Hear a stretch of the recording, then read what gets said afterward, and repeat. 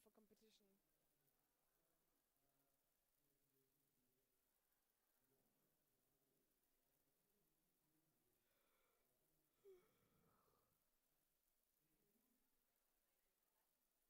Andy Brandy Casagrande. I've got a friend that is obsessed with American presidents, and he named his son because his next name is starts with a K. He named his son that he could have the short JFK. Yeah, no, they're German, like total German. But he wanted to have the like ABC. He wanted to have JFK.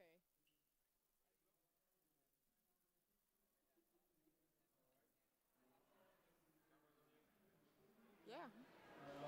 How cool is We live? that? We're live? Yeah, the TV is off. The monitor is off. Vanessa, can you ask her favorite thing was yesterday? Sure. What was your? We have some. Is it on now? Yeah. So Naomi, what was your favorite part of the show yesterday? My favorite part of the show yesterday, I really enjoyed seeing the footage from the scientific divers. Thought that was really interesting. The German guys? The German guys, Yeah, the submariners. archaeologists and the and their methods. I hadn't really heard much about that. And also, I really enjoyed Andy Casagrande's talk. He's just so charismatic, and he's got this beautiful way of presenting, and I thought it was really entertaining, and of course lots of shark action. So Yeah, that it was was good. like you always see him on TV everywhere. So Yeah. it was like a super great thing to actually meet him like in Yeah. person. So that was really and really he's interesting. a cool guy. Yeah. Hey, Really cool did you guy. guys see this? No. Did you? Um, I oh, need to yeah, show yeah. you guys The, this comic. one. It's like an adventure comic with underwater things in it. Can This we? is what we need to do. You need to go? I think we have to do something like this. This is Yes. amazing. It's Yeah, like we're going to. I feel a little bit like a kid. This is from a German publishing house called Nagelschmidt, Verlag Nagelschmidt. I think that's where you can also get it. I don't want to tell too much about it, but when I was walking around and talked to the guys, they sent us a short video about it. So I like to run it. It's in German, but everybody can watch it. It's pretty interesting.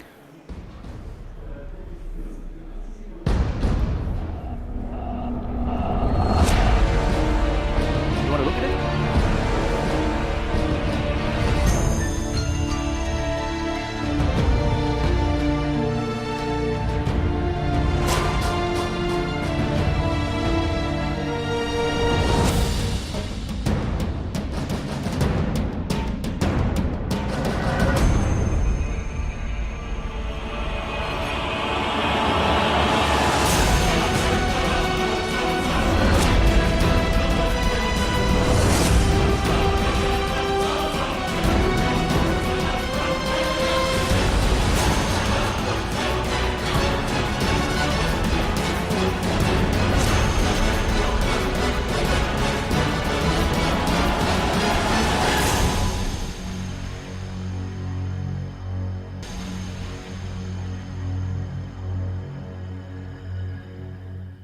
Super nice. All hand painted.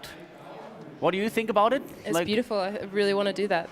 Yeah, just integrate that into our Yeah. artwork update in the morning. Really nice. I think you can buy that for your kids after they're like 10 years old, something, and you can even buy it for grandpa. It's cool. It's a treasure hunt story. So if you're here at the show, Hall 11, Nagelschmidt Verlag, publishing house, Nagelschmidt, there you can find it, and I think you can also find it online. Amazing. But speaking of art, come on, Naomi, Well- what are you working on? Yesterday What can I was show? a little bit of a slow day, but I've got a work in progress. This was inspired by the guys that started the day. So this is actually just how I start. So I was just sketching while they So were on that's stage. the very beginning? There's the very beginning. There's a shipwreck, and there's a diver here with a slate that's going to be looking at the Mayan skeleton, and of course the stalactites from the caves. So I was just sketching ideas while they were on stage. Starting out and with I'll this one. finish that today. I'm really looking forward how this looks like when it's finished. Tomorrow. Cool. Yeah, I think the collage, the picture made out of 640 pictures yesterday was amazing. Wow. Okay, so just that you know, later on at 11 o'clock, Nuno Saar will be here, and he will bring not only amazing effects, we will talk about filming big animals, and Imran Ahmad at 2 o'clock, all-rounder, so we talk about all-round photography, and Christian Wissel gonna be here with us on Skype. I don't know where he is right now, somewhere in the world doing his art. We talk about artistic photography. And so, in case you guys didn't follow prior to the show, we have 7 videos that we put out there on YouTube and Facebook about different topics where you can actually win amazing prizes. And the topics are... Beginner, macro, wide angle, freediving, drones, cold water, and compact cameras. Getting better each day. Yes, getting better every day. Yeah, great. After like months working on it. Great. Good. And today we talk about one very special prize. Because obviously we can't afford to give away anything because we don't have anything. But we have a lot of friends and partners, and they agree to give us something that we can actually pass on to you guys. And today we talk about the amazing dive trip to Palau. Yeah. And on what video was that? I don't know anymore. Okay. I would have to You check. gotta find it. It's Comment under the video, and then you already have a chance to win this prize. We're gonna pick the winner in February. I think it was wide angle. It was probably wide angle. Okay. And we're super happy that Mark is here from Sam's Tours. They just had their 160-year anniversary. No? Was it 30 years? 30 years? Yeah, just you don't look like 160. Yeah, I probably do now. Grab the mic. Good morning. Good morning. Good morning. First of all, thanks a lot for the giveaway. The giveaway is amazing. And what makes Palau so special in your opinion? That's a long conversation. So, no, I mean, Palau is as it seems. I mean, it's everything that everybody talks about. You see it in videos. You see it on Blue Planet. You see it on all the IMAX documentaries and all that. And it is actually one of the few places in the world is exactly as you see it underwater, but all over the place. It's not a highlight reel. That is Palau. Like every dive is something new to see, something exciting to see. Lots of big animals, lots of macro.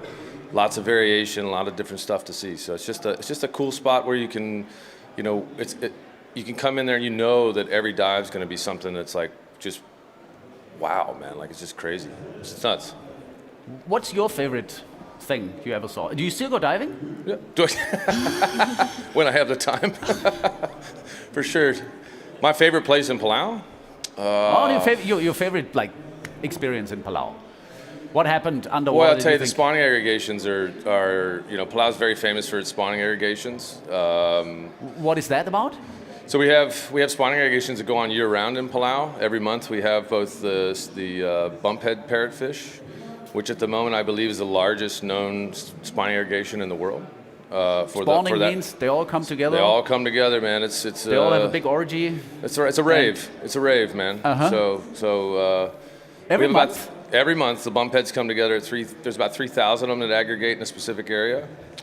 And then every month we also have the red snappers that aggregate in 2 specific areas. And we generally get oceanic black tips and bull sharks often feeding on the mass, so it's quite a spectacle to see.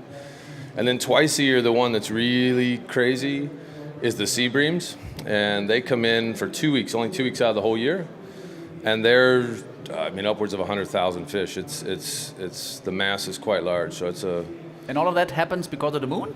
Because of the moon phases, man. Because of the it's all about the moon. Everything's about the moon, and it's in the night, right? No. These are all. Well, they start it's early morning. I mean, yeah, it's kind of night going into daylight. So it gets later as the days go on, and so the sun will be up a little bit higher. The earlier, they're normally 4 days before the moon phase, and so it will starts out very, very early in the morning. We leave 4:30, 5 o'clock in the morning to get out to the sites, and then we'll do those dives early on, and then go on with the rest of our day. But it's a pretty epic way to start your day. When did you discover that? We didn't actually discover it. The spawning irrigation had been there for a long time.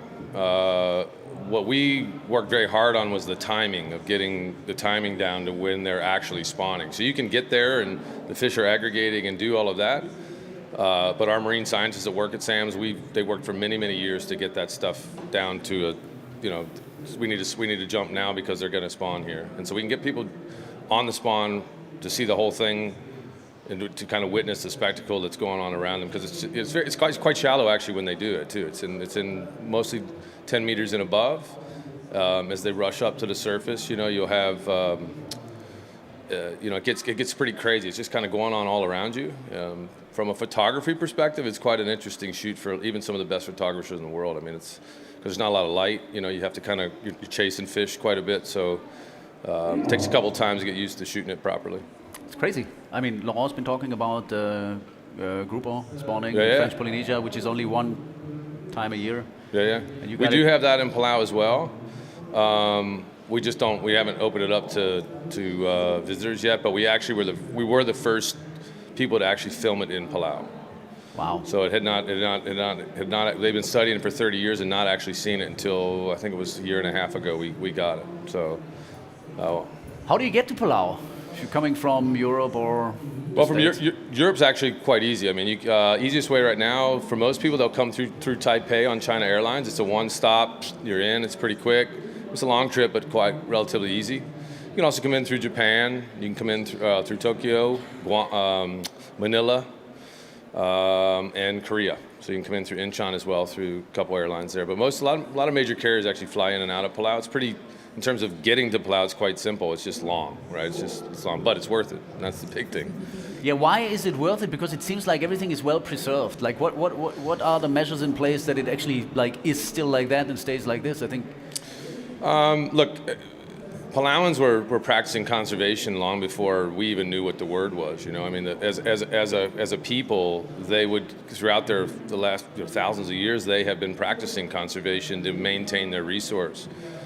Within the last since 2010, 2008, we were the world's very first shark sanctuary, the first country in the world to actually designate all of its EEZ as a sanctuary for sharks. We went we also are now a World Heritage Site as well, which obviously upped the protections even more. And then we also passed the National Marine Sanctuary Act, which actually we now are the 6th largest marine sanctuary in the world. So all of our EEZ, not just a portion of it, all of the EEZ is a marine sanctuary. And just this year, our Responsible Tourism Act went into play. And so it banned all plastic, single-use, all plastics coming in and out of the country. Sunscreens that have, there's 10 chemicals within sunscreens that we don't allow in Palau anymore. You won't be able to buy them. So this is a little tiny country that's trying to do the right thing.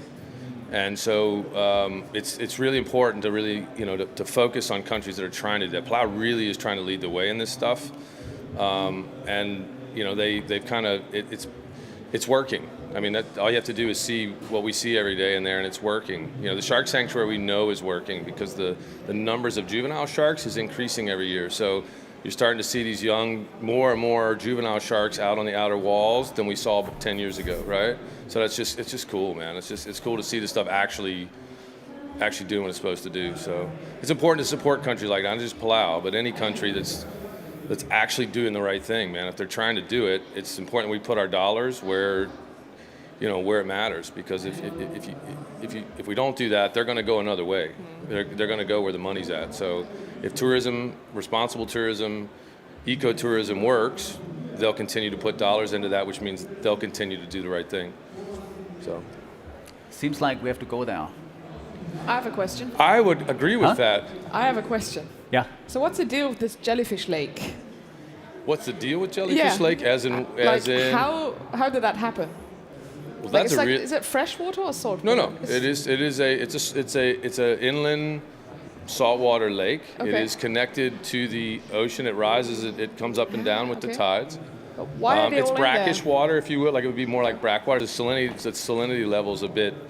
It's a little bit more because it's kind of trapped. It can't really filter. And they're a mystigious jellyfish, right? But you'll see them outside of there around Palau. But of course, you definitely wouldn't want to be messing with those. They'll sting you pretty good. But the ones in the lake have lost. Speaking of, lost their ability to sting. Now they don't. They actually do still sting slightly. It's just that we can't feel it. Right? Yeah. Like if you got like if the one hits you on the lip, you may feel a little something or like that. But it's like swimming in Jello, man. It's like crazy. You know, like it's just there's millions of them. Mind blowing. But they're very delicate too, and it's really important. Like we had in the last El Nino, Jellyfish Lake went away for 2 years. Oh, really? Disappeared. They were gone. You know, we just got them back last year. You know, it's been a little bit about 8, 9, 10 months now when they're back up to full level again, and so it's back rocking and rolling. But it just shows you how delicate they are. That El Nino raised that water temperature just a couple degrees, and they were gone. What do you mean they were gone? They disappeared. All the adults died off. Now the polyps actually remain in a hibernative state. Okay. And so they were there the whole time, and we were the scientists on island, we were checking them routinely to make sure that they were healthy. And then they would do these little test kind of releases where they would release a couple of jellyfish, kind of everybody else watching to see how they would do. And then once the salinity and the temperature of the lake got back to normal because of the rainfall and things like that, they opened up, and now it's back to as good as it was before. So Crazy. We're talking probably, 6 to 8 million jellyfish in there. It's a lot. Small lake too. Sounds like we have to go there. I think you do. Sounds like. I'm going to second that. Sounds like we have to win the prize. Yeah. Can we do that? Are you Just allowed? don't tell anyone. Are you actually allowed to win the prize? No. No. We're not. What is included? So for this particular one, it's Half a year stay. Half a year stay for Flow. The rest, everybody can come and join Flow. What? Private submarine. Private submarine. All of these things exactly. First roll. Yeah. Okay, perfect. No, it's one of our largest partners on the island, Palau Royal Resort, which is literally directly across the street from our facility, and they help us out a lot, you know. And so they've graciously donated a week's stay, and then we, from the SAM side, you know, the diving portion of it, get the people out to Jellyfish Lake, you know, do all that kind of good stuff, and look forward to having them with you, you know. And then it's for one person, and they can bring a friend, and you know, be all good. And then they can come back and tell you what it's all about, not just from somebody who's there, but they can come back and actually tell you what they think. So. Good. Sounds great. Thanks a lot, man. Hey, man, we appreciate it. We're happy to support you guys. I love the setup. It's a lot of fun. Thank you for having us. Thanks a lot. Thank you. Brother. Cheers. Cheers. Cool. Think we have to go there. I think we have to go there. I think we have to go there. I think we have to answer some questions as well. Yeah. Right? I am pretty excited what it's all about. Any specific topic today? Or No, like it's, yesterday was cold water, just today is mixed. Today is just Mixed. whatever you feel like answering, or? Pele is asking, is it necessary with a red filter when shooting macro shots with external lights and strobes? Okay, do you need a red filter for macro, right? I would say no. If you're using lights, No. you're not going to need a red filter. No, you don't. Unless you want to have like some artistic things in it, but no. The red filters you use are basically only used in a situation where you compete with ambient light that doesn't have the same color temperature. Yeah. If you're shooting macro, you'll most likely be able to basically define the color temperature by the power of light that you bring there, because the area you have to light is not so big. That's why, no, you don't need a red filter. Another question is, can you use a red filter? Because you might want to not only shoot macro, but maybe wide angle on the same dive. Then I would say, yes, you can. If you're using ambient light filters, definitely. Yeah. Okay. Good. For macro shot with a sort of macro things in there. A few. I There's a lot of should macro ask questions. Evan all of this when he's coming back for tomorrow. For macro shot with soft coral that's slowly moving and very sensitive to human, what did you take into account when thinking to leave the camera down there for time lapse? I mean, it's basically a general thing that you have to have a non-destructive way to set up your camera in the environment. Right. And, well, yeah, Don't touch anything. Keep your distance. Use the right lens to get what you want. And if you can't get it, then don't try. That's what I learned. Just set up like somewhere else. Move on and film something else if it's not in the right spot. If there's not a rock sand patch around where you can sensitively put your tripod or whatever, then don't do it. Yeah. Right? Okay. Andreas is asking, can you explain the simple method how much floating arm that I have to use to get better buoyancy? That's for you. Well, first of all, you can check on the website of the manufacturer. Usually they say how much the camera will weigh with the housing will weigh with the camera, the battery and everything. But if you don't find that information or you can't get that information, what you can always do is you can put your whole setup built together with the battery, the SD card, everything inside, and then just put it in your bathtub or in a big basin, and then use a scale to weigh how much it weighs underwater. No difference between freshwater and saltwater? There is going to be a difference, sure. Yeah, you're just going to, in freshwater it's a bit more heavier, it's more negative buoyant than in saltwater. I don't know the exact percentage, but so like if your housing is slightly negative in freshwater, it's going to be like perfectly buoyant in salt water. So you can measure it with a scale and then but just keep the scale out of the water. That was a good point from Martin Steinmeier, mentioning that use a scale above water and don't have to scale in the water. Okay. That's not going to work. And that will give you the ability to find out how you need to trim your housing, that it's actually like, maybe if you want it slightly negative or whatever you want it, that is like this. But how do you actually get it stable? Well, then if it's like 500 grams negative, then you can go to any manufacturer to get the floats that will have like 500 grams. So ideally, you would like to have 250 grams of floats positively buoyant on each side. And then you have to also weigh, of course, the lights. If you're using lights, then of course you're going to have to weigh the lights as well. So ideally, the whole setup should be neutrally buoyant. And how do you get it stable, that it's not like rotating a lot? Well, keep it as compact as you can. Do you think so? I think it's keep it compact. I actually think you have to make it as wide as you can. Because if you have like a floating arm on the outside here and a floating arm on the outside there.